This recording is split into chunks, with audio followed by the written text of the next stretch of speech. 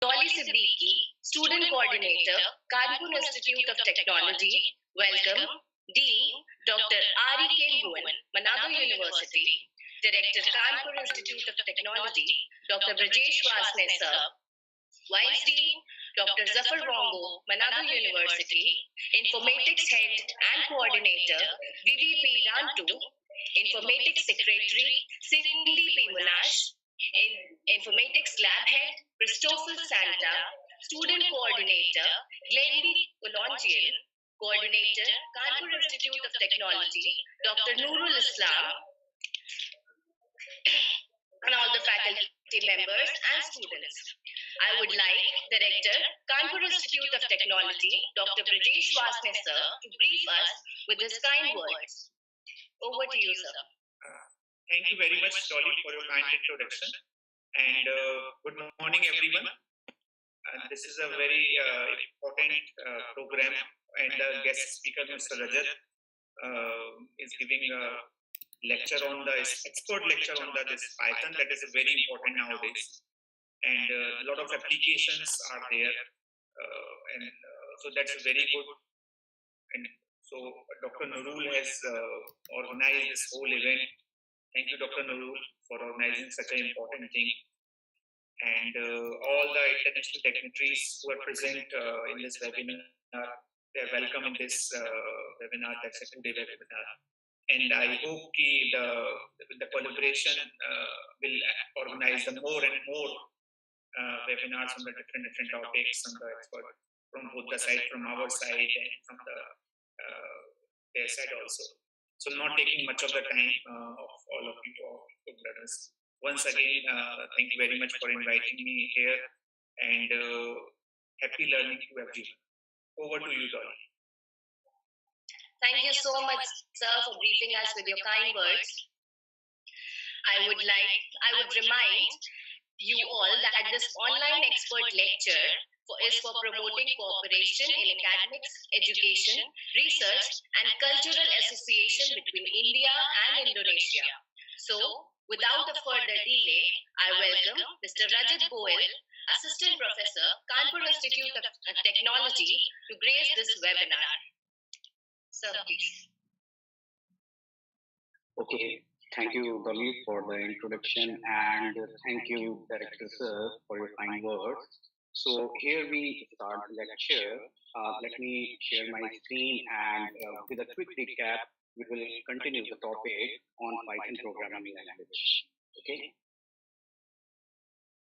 So yesterday I had closed the topic with the conditional statement that was if, elif, and else. And today we will talk further something about the logical operation, and we will recap this thing, the conditional statement, and then we will forward towards the looping statement. So if I talk about the conditional statement and logical operator, so let me tell you about the logical operator first. As we use in C or Java programming language, the logical operator, the basic logical operators are and or not, that are also in Python. And for the keywords or for the symbol that we use in Python for these logical operators are actually the same thing, and or not, like and, let me write here, and or not. These are the three logical operators that we use as it is written here. So with a quick, a small program, we can further understand about these operators. I will use the AND operator here. Yesterday, what I have done, I have found the greatest number between the two given numbers? What if there are three numbers? So idea behind is I will compare three numbers and I will find out the greatest number among these three numbers. So uh, for three numbers, let me take the input from the user, like A input, where I'm going to ask the user to enter first number, then the second number, then the third number. Here, a user will enter all these three values. Now, the logical part comes here. You have to find out what is the greatest number among these three numbers. So, in if condition, I have written if A is greater than B and A is greater than C. Let me remove this annotation. I request all of you to not annotate anything on the screen. Okay, here, what I have written first, if A is greater than B and A is greater than C, here it is a AND operator. And as we know about the AND operator, it satisfies the condition only when the both cases are true. So if condition will get executed, after the execution, the thing will enter inside the if condition only when if this part is true and also this part is also true. Okay, so the statement that is written inside the if, that is this statement, will only get executed when these both parts will get true. That means if A is greater than B and A is greater than C, then only it will print A is greater. Here inside this print statement, I have used two things. One is variable and one is string. So for a string, we use, as I have told you yesterday, we can use single quotes or double quotes. Both are possible in Python, and here I am using variable. When we use variable and a string combination, then we have to separate it by comma. And here I am separating it by comma. So this statement will get only executed when the both the cases are true. A is greater than B and A is greater than C, because it's a AND operator and it's a logical. And further, I have given a condition, if B is greater than C, then what it should print? It should print B is greater. Okay. So idea behind is if A is greater than B or C, then only this statement will get printed. And if A is not greater than B and C, then definitely A is not a greatest one. So we don't have to further compare A again and again. Now we can do comparison between only B and C, and it's obvious then if this statement is not true, then either B is greater or C is greater. So that I have written this. Okay. So this is the program to find the greatest number among three given input number by the user. So let me run the program. So I'm entering first number here, 12, second number 13, third number 14. Yes, it is giving the correct answer. So it was a quick recap of the conditional statement that I have told you yesterday. So after this conditional statement, let's further jump on the looping statement. So first, if I talk about the loop in Python, the very commonly used loop in Python is for loop. And I will tell you two ways of using this for loop. So first is, let me write a comment on here, looping statement. Okay, and the first looping statement then I'm going to use is for loop. Okay, and also for the recapitulation, I have told you yesterday that for commenting we use hash symbol. Okay, and for the first method that I'm going to use for this for loop, using range function. So for the for loop, we can use for loop by two ways: using range function or iterating through a element. Okay, so first I'm going to use the range function, and let's see what is the basic syntax of looping statement. One thing I have told you yesterday, again, that in Python there is no braces separation. We don't use braces for the separation of the code in Python. We use indentation. And what is indentation? It is a one tab space, and one tab space contain actually four spaces. Okay, so if I'm going to use for loop, so all the statement that I have to put inside the loop, that should be indent with that particular loop.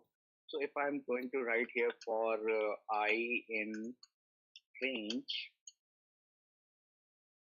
let's say n, and currently if you see here in this id, it is showing a small curly line for n. It's an error. And why it is showing that, in PyCharm ID, if you want to see the why and where, you can see the reference of this error here. Okay, what it is saying, these are the references, and by these references you can get an idea why it is throwing an error. It is really helpful if you are writing um, big programs like of 1,000 line or 2,000 line of code, then it is very really helpful. So it is throwing these reference of these errors. So currently it is throwing error just because n is not defined. The program doesn't know what n is. So let me define n. Let me take n equal to 5, and you will see it's gone. Okay. So for I in range n, let me type I. So it's a basic for loop that I'm showing here that we use in Python using the range function. It is, if you have already seen C, C++, or Java programming language, then I assume that you all have already seen the syntax where we write like this. Let me do a comparison for I equal to 0, I less than 5, I plus. Generally in C, C++, or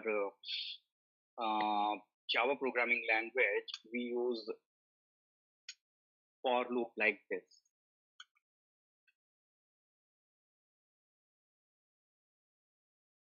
We use for loop like this, something like this. In C, C++, or Java use for loop like this. It is a just equivalent Python code of this syntax.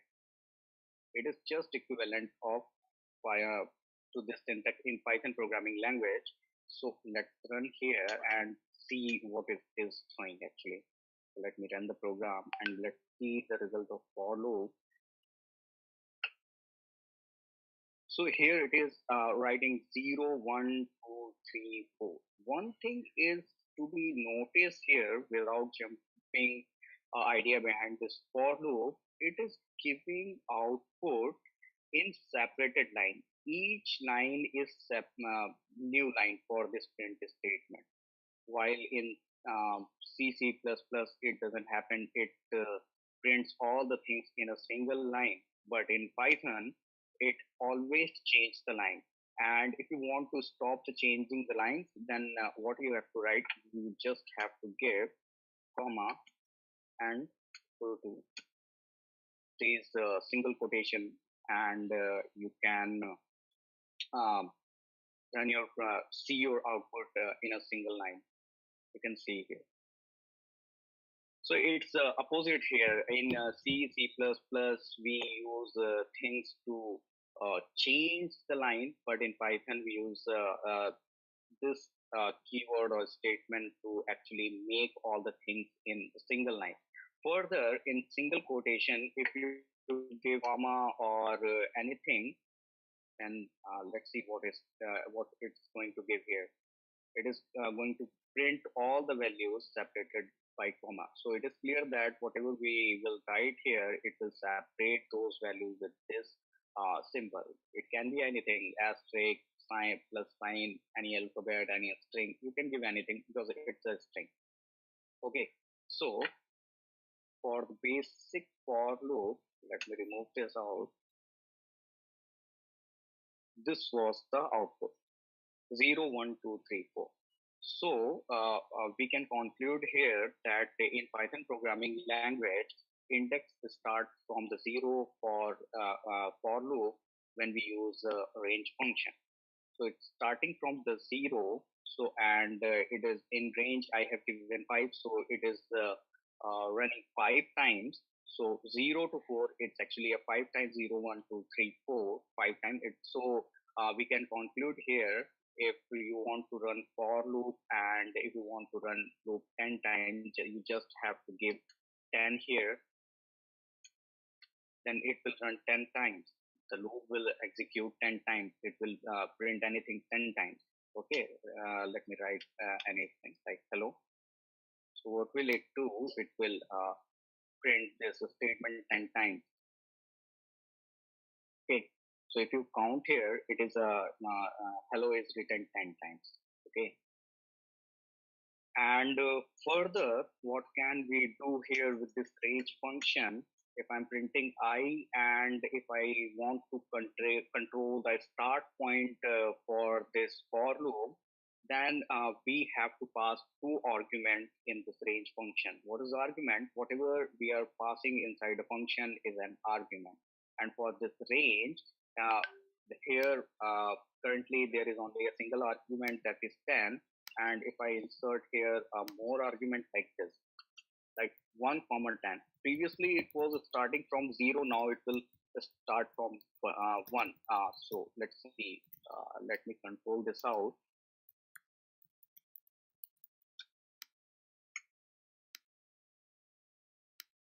Uh, 7. Okay. What it is printing? Okay, 1 to 6. We have controlled the starting point here. So I am currently passing 2 arguments here, and it is starting from 1. Okay. So starting point is now controlled, and if you can notice here, if here it is written 7, the last number is 6. So for the conclusion, you can conclude that whatever is written as an ending point, it will take 1 less value than the ending point value. And also in for loop, one thing we can also use here, we can use steps here also. So we can escape the values as we want. So if I give 2 here, it will escape values by 1. Let's see the output. Okay, so 1 after 3 after 5. So for loop can contain 3 arguments, and 3 arguments have different meanings. Let me write these meanings for you.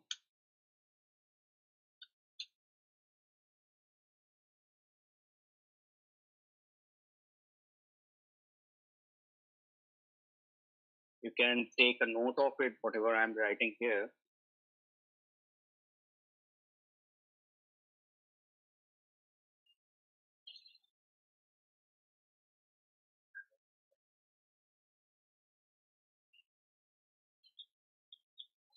So what I have written for I in range,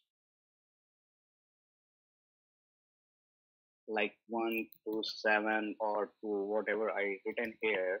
After that, there is a colon, and after the indentation gap, I have written print I. So what first argument tell us? It is a starting point. It is a starting point from where the loop starts. 7. What is 7 here? It is an end point. And what is third point? It is a steps that we are taking while executing the loop. You can take note of it, and it will be really helpful for you. So yesterday I have also used string data type as well. And what if I want to iterate with the values in a string? So let me take a string here. I have taken in SR1 as a string, and let me give some value, hello Python. And what if I want to see, I'm going to use the second method for the for loop. I have used a range function for the looping. Now without range, we can also use for loop. Without, let me comment and write it here. Without using range function. Okay. So without using range function, we can iterate the values using for loop. So what I have to written here, for I in str1 print I. Let's see what it is going to throw here. Okay, so it is taking alphabet one by one, H, E, L, L, O, and then space and every single character in the word Python. So here I'm not using range function. I'm just iterating the values, running the for loop by iterating by values. So what it is mean actually? So what I have written here, I have taken str1, and to str1 there is a string that is hello Python. And after that, what I have written, for I in str1. The meaning of this statement is for element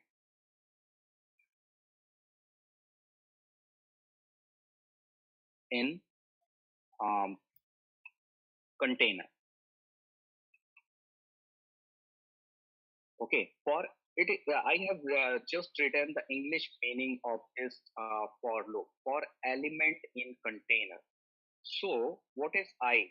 Every time when for is executing, the looping is executing, it's taking value one by one. So when it is running first time, it is taking H. So in first iteration, I is containing H, and in second time I is containing E, and similarly in third time I is containing L, and fourth time again L, and similarly like this. That's why when I'm printing I, it is giving value one by one. This is the second method by which we can use for loop here. Okay, you can take a note of it, whatever I have written here. You can take a snapshot or write it down. Better if you take a snapshot of this. Let me go further. It is just a syntactical reference of the for loop, how we can use for loop. And let's go further with while loop. The shortcut key that I'm using for commenting it out is control plus forward slash. Okay. So second one is while loop.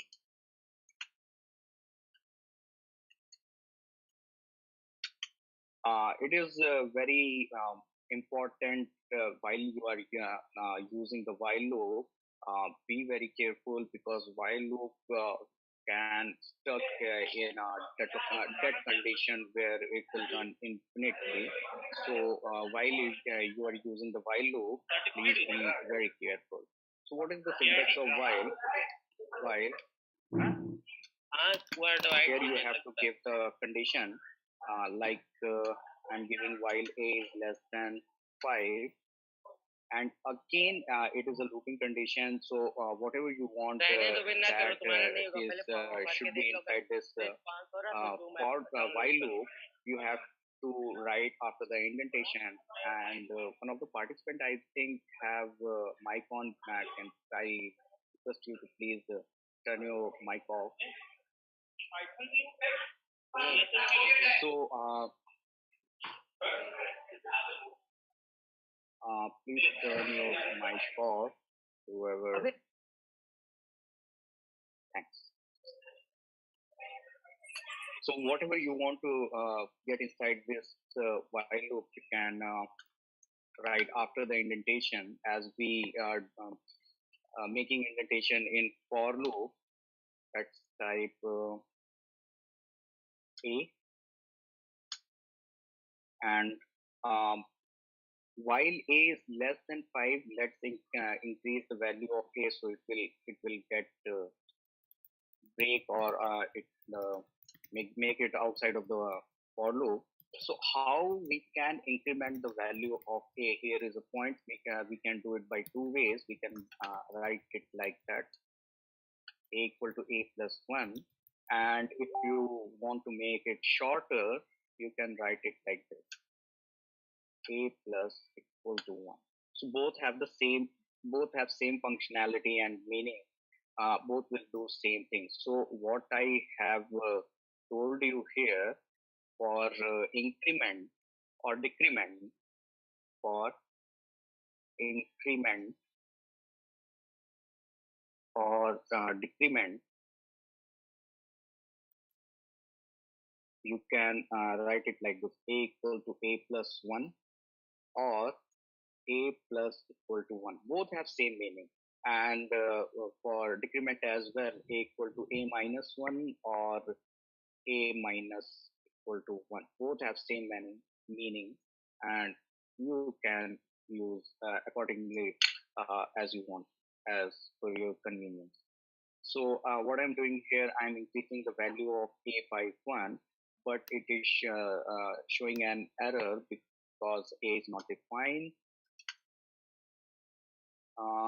Let me take the initial value of A. I have took A equal to 1. So what it is going, A equal to 1 here. Now it is now Python is reading the code. While A is less than 5, it will print A, and after printing A, it will increase the value of A by 1. So let's see what's going to happen here.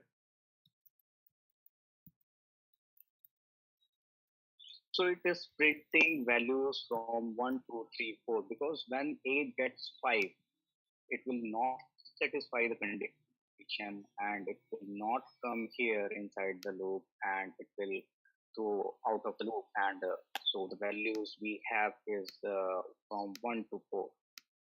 So it is a while loop. And my recommendation is, whenever you want to use, or you have to use looping statement, and if you can use looping statement, if you have option for loop and while loop, then always prefer for loop, because it have low probability for failing, because it's a human nature. Someone can write a single line mistake, and it for while loop it can stuck in infinitely. So I recommend you to use for loop. And if you are using for loop, and if you have option with range function and without range function, then always prefer without range, because if you are using for loop with range function, and if it then it might be possible it to went out of the range. But if you're not using range function, then there is a less probability of error or bugs. Okay, so here it was my recommendation while you are using looping statement. So in looping statement, one thing is very important, that is break and continue statement. We use break and continue very often while we use looping statement. One thing that programmers should know about break and continue statement, these are condition bounded statement. It should be bounded by condition, then only it will you can use it, or this is how we can use the break and continue statement. Okay, break and continue statement.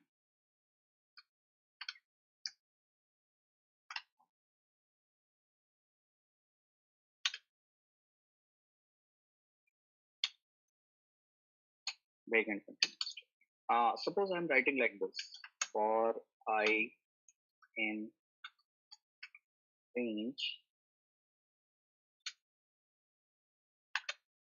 n print I, and suppose what I want, if I want to skip a particular value. Suppose in this condition I want to skip 5. So how can I skip 5? Let's say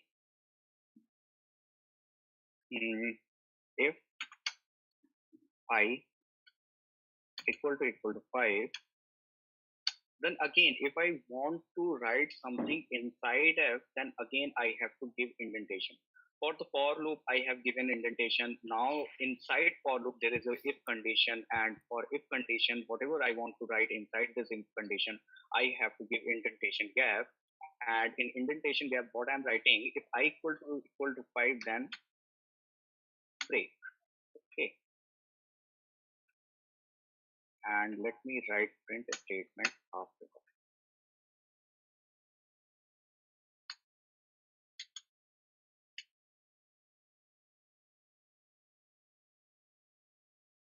Okay, let's see what's happening there.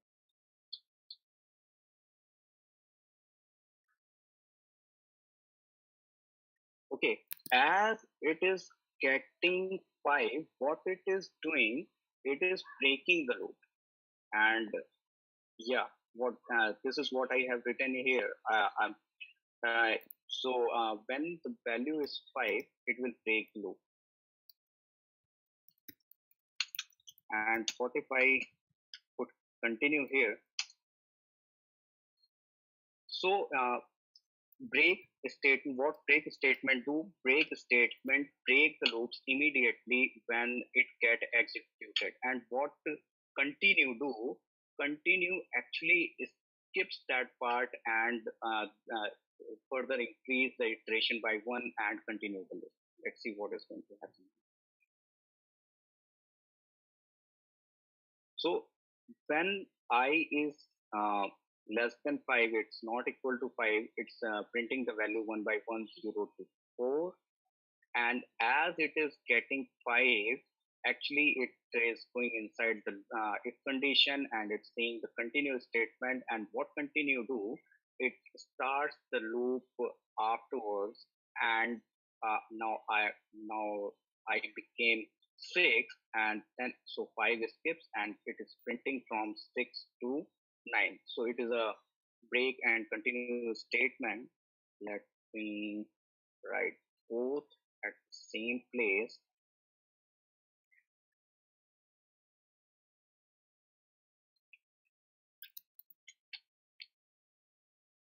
Okay, so you can copy the same text of break and continue statement. I have used break and continue statement here. By using break and continue statement, you can easily write programs for even numbers or odd numbers, where you have to print even number or odd numbers.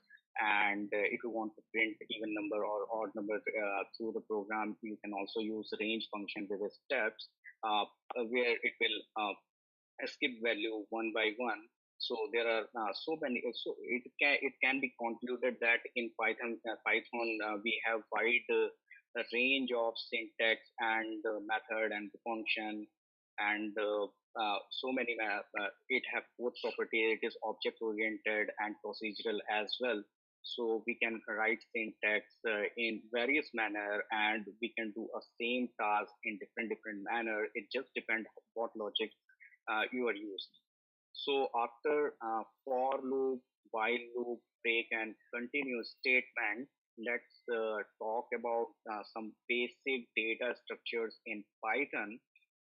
So first data structure that I'm going to talk about here is list. It is very important data structure. As in Java programming language, as in C++, we use arrays. There is a list in Python. Python arrays are also here, but we can do all the things that we do with arrays in C, C++, and Java with the list in Python. Python, it's a Python data structure. We can do the same things using list as well. Okay, so what is list? Declaration is very similar. Like A is a variable where I want to take list. So for list, you have to put a square bracket. I have put a square bracket here, and we can take values in list.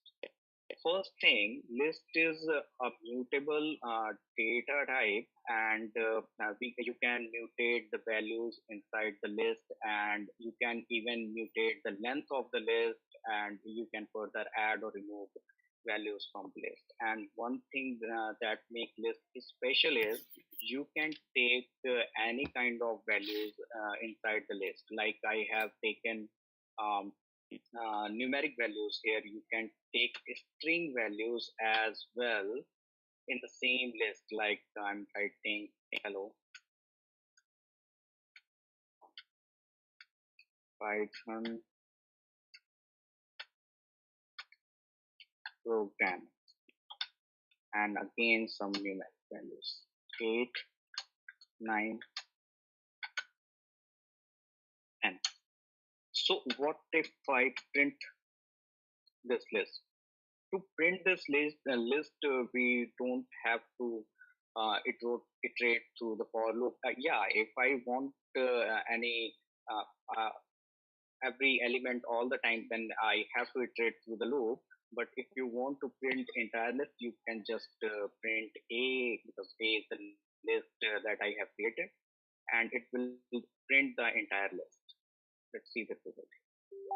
So it is printing the entire list here. So list is a mutable data type that we can store numeric string values as well. And inside list, if you want to give further list or another data structure, you can give as well, and it will take the values. So it is a very flexible data structure in Python. And what if you want to iterate through the list, and you want every element for calculation? You can use for loop as well. Let me write a for loop here. Sorry. For I in A, what I'm going to do here, print I. So it will iterate through the list and pick element one by one, and it will print the element values as well in output string. Here. So I haven't used range function here, and now it is printing all the things. So in list, what if you want to pick any element by its indexing? In list, indexing start from 0 as well. So what if I write print? I'm accessing the values of the list A, 2. So what I'm trying to access here, in list A, the value at index 2. So 1 is at the 0 index, 2 at the first, and 3 at the second index. So it should print 3. Let's see. Wow, what it is printing. It is printing 3. Yeah, so that's how we can access the values of the list. Let's print a string value here. 1, 2, 3. Let's take 8.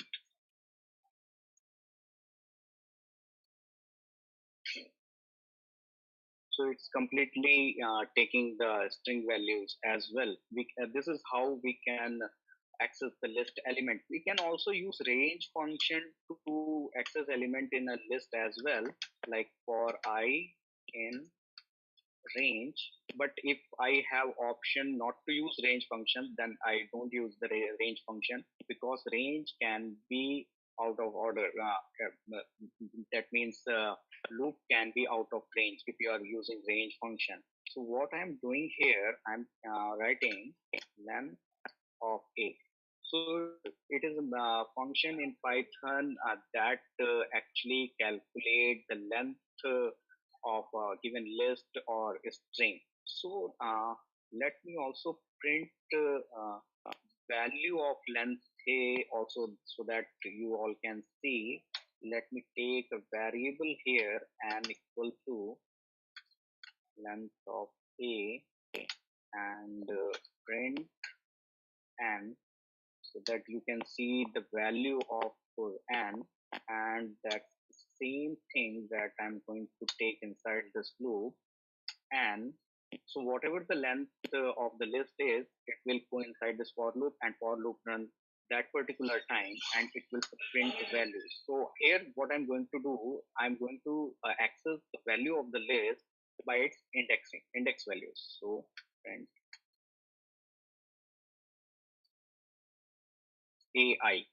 So I is going to start from 0, 1, 2, 3, 4, 5 like this, and it will go till the length of A.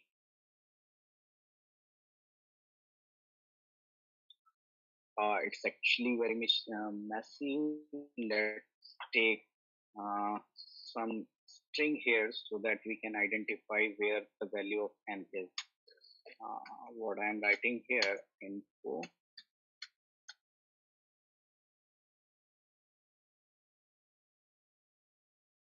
So it will be easy to identify where the value of n is in output string. So here is the value of n. It is 13 and it is printing from 1 till last one. 1 till last one. Okay. So there are 13 elements in list, and that it is return length function for the list. So I have shown you two ways by which we can iterate in for loop again, using range function, without using range function, and the list data structure as well.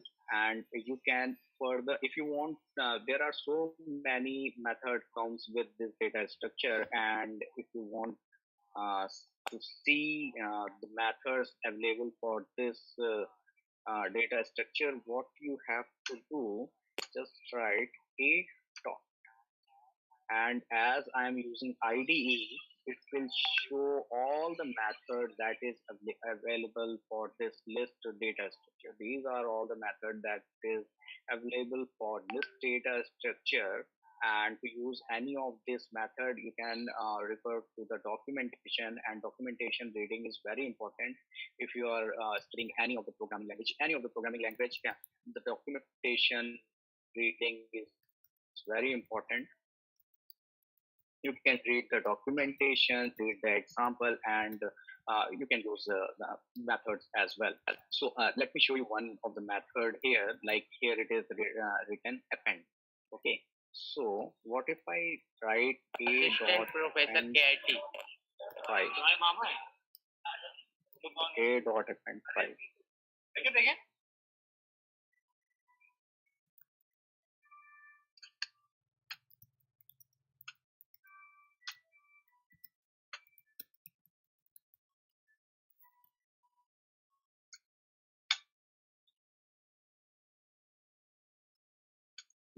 Not print statement not be here. A dot append 5 print A.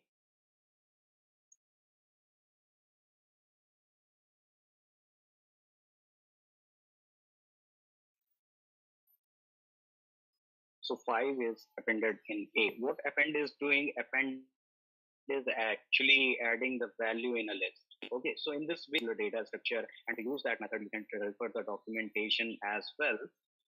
So let's start further. What if you want to take the input from the user for a list? So I'm going to give you a very basic idea how can you take input from the user for a list. I have actually hard-coded the list, hard-coded the values for the list, initialize the list, and if you want, you can also take values from the user as well.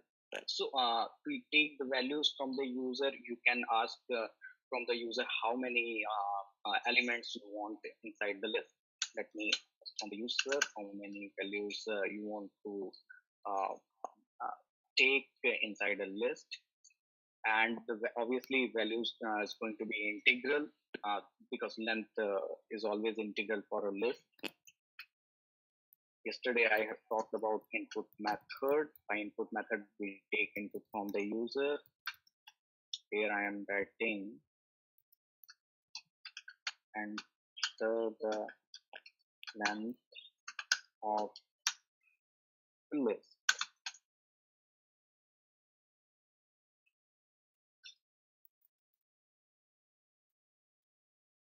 For I in what I'm going to do, whatever the length user want, I'm going to iterate that many times and going to ask the user for the values and append the values to the list. So suppose user entered 4, so I'm going to iterate it 4 times, and 4 times I will ask for the values to the user, and I'm going to append that value inside the list, and that's how we can get the list from the user.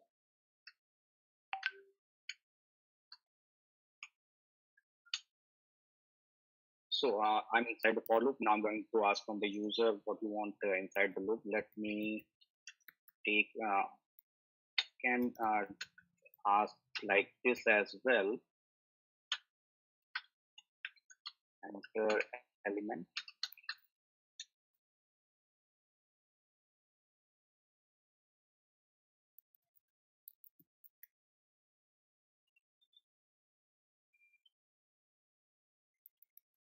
Now the name of the list is A. So let me make it in a single string. A dot append X. So what is happening here? I'm asking every time to use to the user to enter the value, and whatever the user is entering, it is going to be inside in X, and whatever the value of X, I'm going to append it in a list. And after that, when it gets completed, I'm going to print the list. List is A.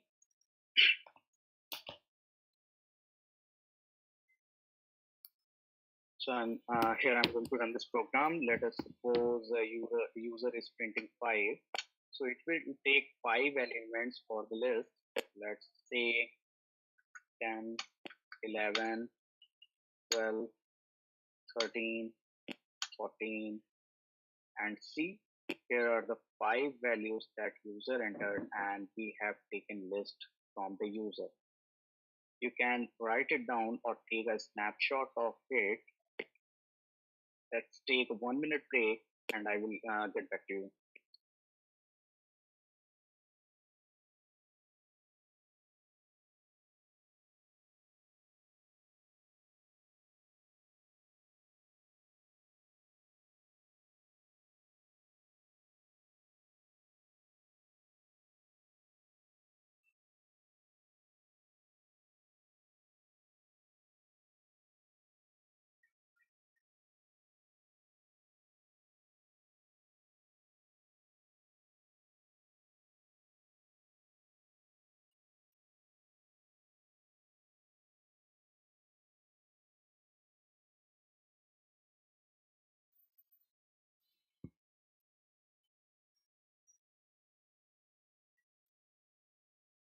Okay, let's start. Before starting with the further topics, I have received a query from the Indonesia. It's a very good one question, and the question is why Python is superior. And let me read the entire question from the student. Student is asking, there are so many different programming languages in market like C, C++, Java, and today we have one more programming language like Golang and Python as well. What makes Python superior? The first thing is Python is not a superior language. We can't determine for any of the programming language that is superior without knowing the context why we are using what we have to use for what product, because it is very difficult to analyze which language is superior.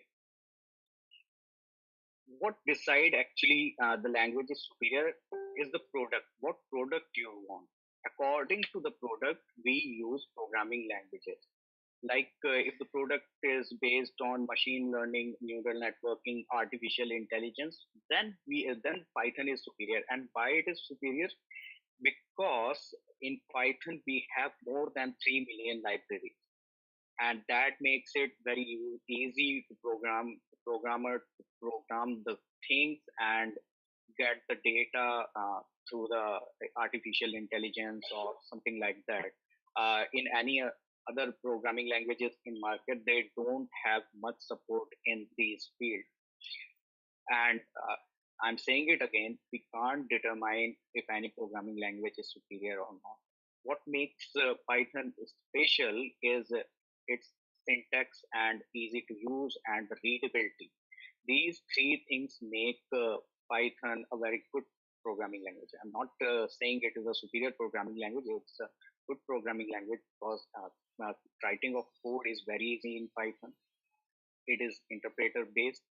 Okay, and as it is interpreter based, it is a scripting language as well.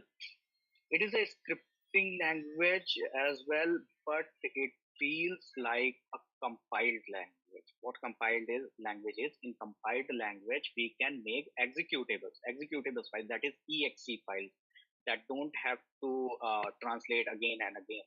And the same thing we can do it in Python as well, even it is a scripting based language, interpreter based language. So this makes Python special. And for the community support, any of the programming language that in the market currently right now need community support, and Python have very good community support. We have over more than 3 million libraries in Python. So what I'm saying, Python is not a superior language, but it is a very good programming language. It is because in Python it is very easy to code the things.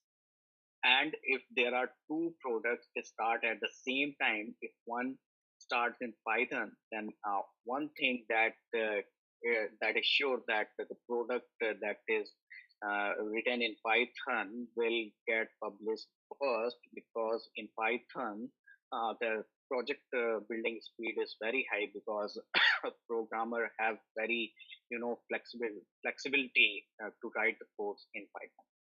So let's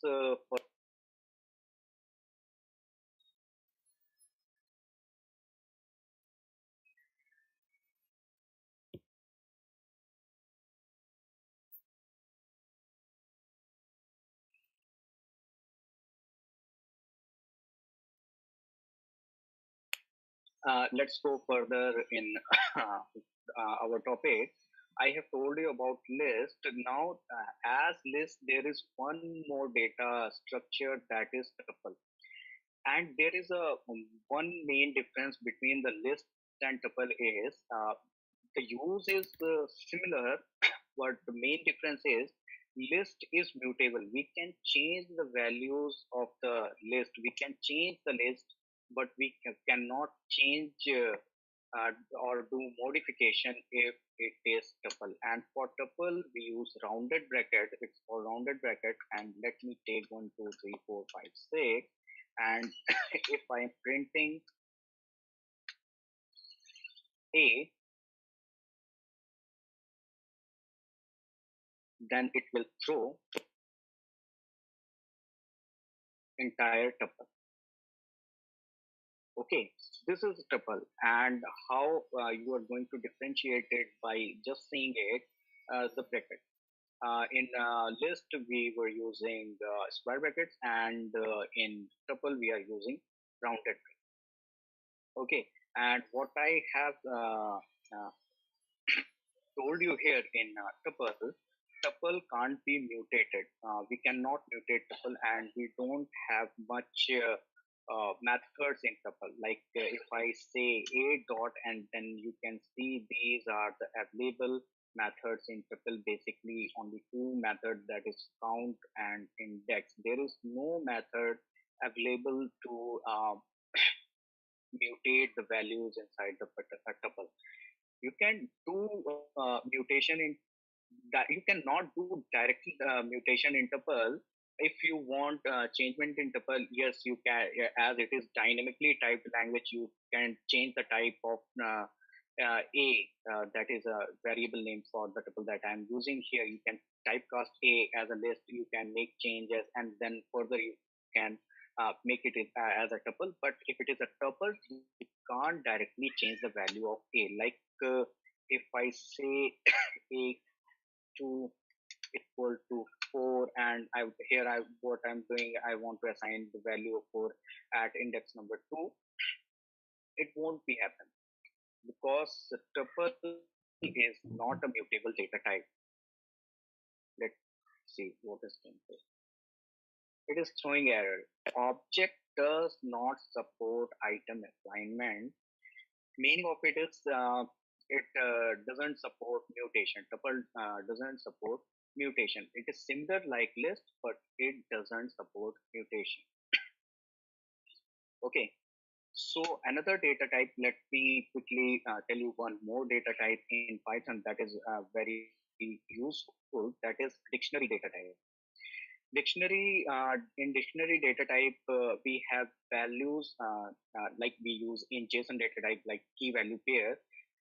Dictionary is something similar like JSON data. In dictionary, we have data in key value pair, like making a variable dict1. Here I will take the dictionary. Let's say class 1, any value like 40, to separate the values of key and of course the value. If there is an item in dictionary and item contains key value, it must item contain a value data in form of key value pair. Then to separate key and value pair, you have to put colon, okay, colon, and for the element separation, you have to use comma. So what I'm writing here, I'm writing class 2 here, and let me give the value here, let's say 30, and it's a small dictionary having only 2 elements, and print pick 1. Let's see what it is going to print. So here is a dictionary that I'm printing. Whatever the data type or data structure we are using in Python, if you want, if there is any, let's suppose there is a web application and it is there is a request that is falling inside your script, and if you want to see the data type of variable, any of the point of the program, if the program is very lengthy, or 2 or 3,000 of lines, and you just want to see the data type or data structure type in Python, you can also print type here before the variable, and you can see the data type of particular value. Here you can see dict1, that is a variable, is a dictionary of class dictionary. Okay, this is how we can get to know about the data type, which data type it is for a variable in Python. So how can we access values in dictionary? Okay, so let's say, what if I print in dict1 print class 1.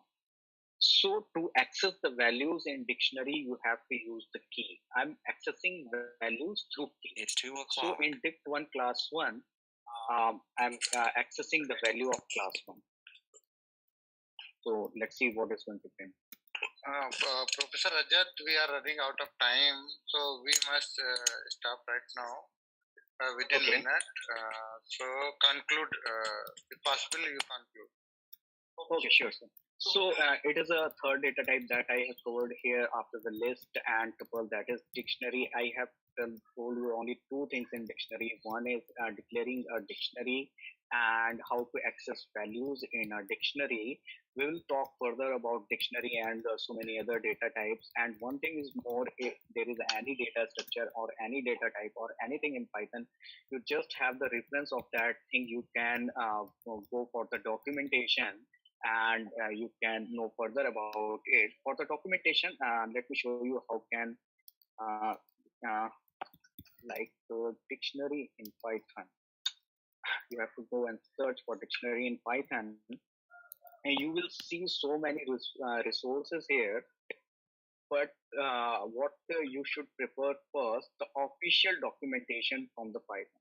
And the official documentation from the Python you will see in docs.python.org. It's a official documentation from the Python side, and version by version you can see all the things for Python if you are using anything in Python. So let me open the documentation and show here. So in data structure, more on list, I have told you about list. You can see all the methods that are available in list, and yeah, things are written for every of the method in the list. And the very good thing in Python documentation here, they are showing examples as well how can use the methods for a particular data structure in Python. So I'm telling you again, Python is not superior, but it is a very good programming language. And what makes it a very good programming language? Its community support, its documentation, its updation, and simplicity in writing and further readability of the code. If you will see a code written in Java and the same code written in Python, it is very easy to understand in Python what actually it is written. It is very close to English language, and with a small syntax, you can do so many. So it's further stack and so many things, whatever you want.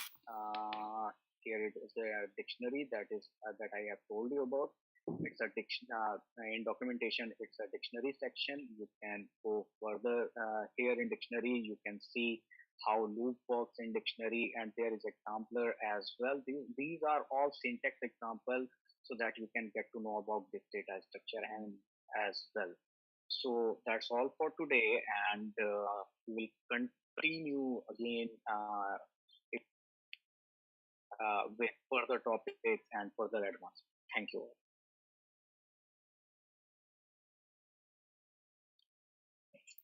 Thank you so much, sir, for gracing this two-day webinar. It would really help us in boosting our academics. And I would like our students, participants who are interested to share their views with us, kindly raise your hand if you are interested to share your views with us.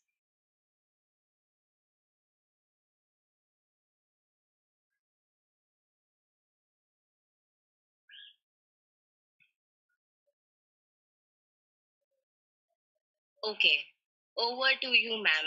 VVP Rankin, ma'am. Thank you, Dolly.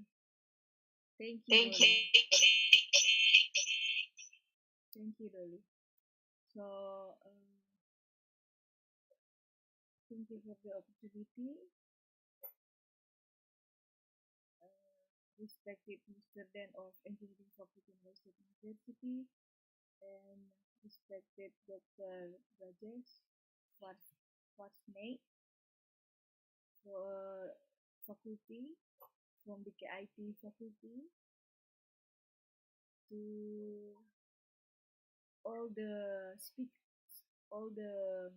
participants that join with us this Tuesday. Good morning, India, and good afternoon, Indonesia.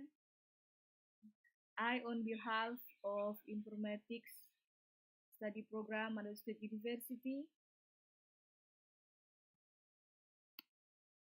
and the entire supporting team for this event,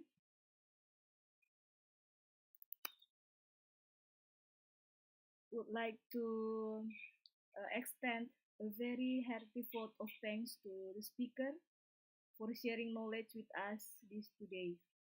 A big thank to you, Mr. Rajat God, the Assistant Professor from Kanpur Institute of Technology, India, for your effort toward introduction to Python programming language.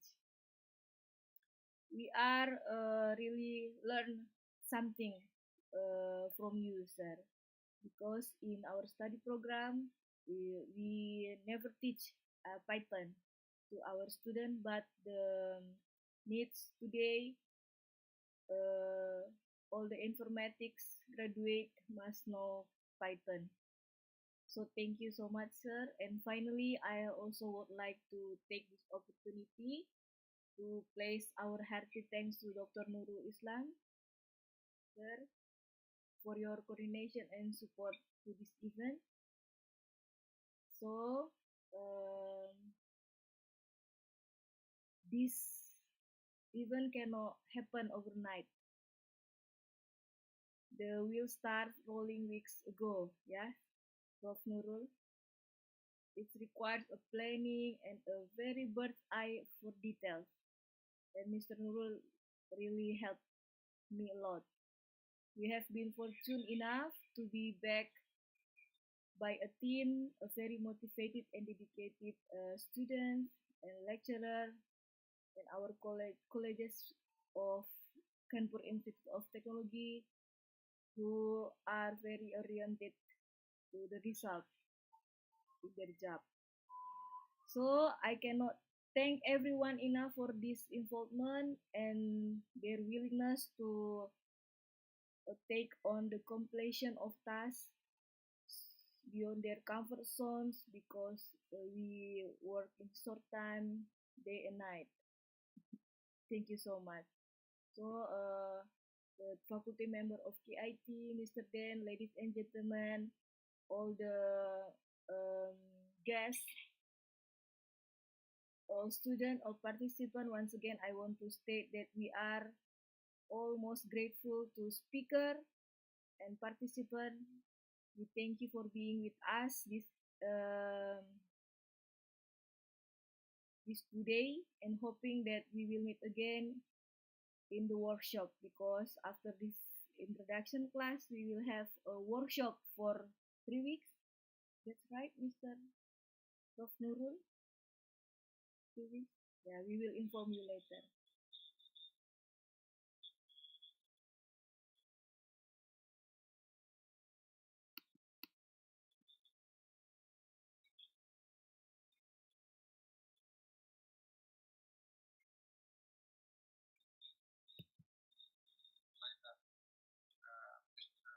Mr. Jet Goel, thank you very much to all. Thank you very much. Thank you. And we have group photo. Yeah, of course, if you don't mind, we take some documentation. Dolly, can you help me, please? Yeah, sure, ma'am.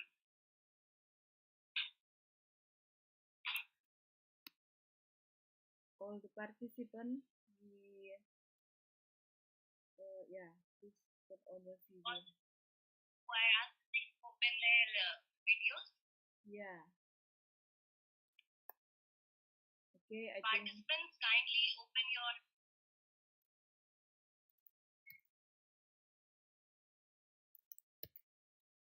page. Okay, we have 3 pages here. So now I screen take the page 1, 1, 2, 3, page 1, page 2, page 2, 1, 2, 3, page 3, 1, 2, 3, 1, 2, 3, page 2, 1, 2, 3.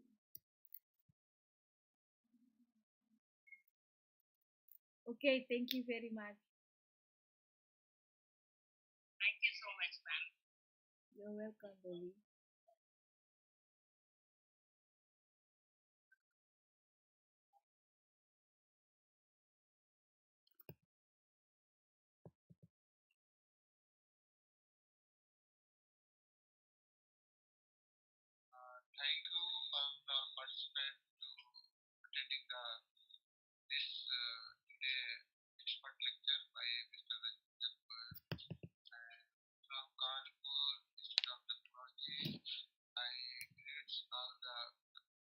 participant of Indonesia and abroad. Thank you very much. We will organize more such type of expert lecture workshop. Thank you very much. Stay safe and keep in good health. Thank you very much. Thank you, sir. Thank you, Prof. You can, student, you we can. start now. Yeah. Thank you. See you. See you again.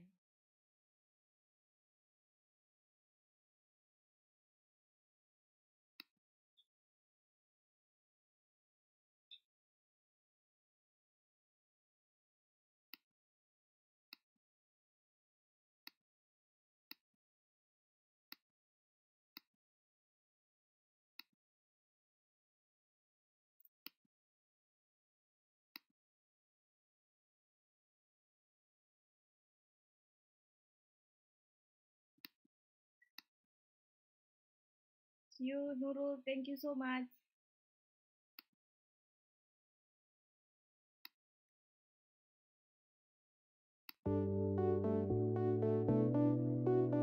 Ma'am, are you trying to say something?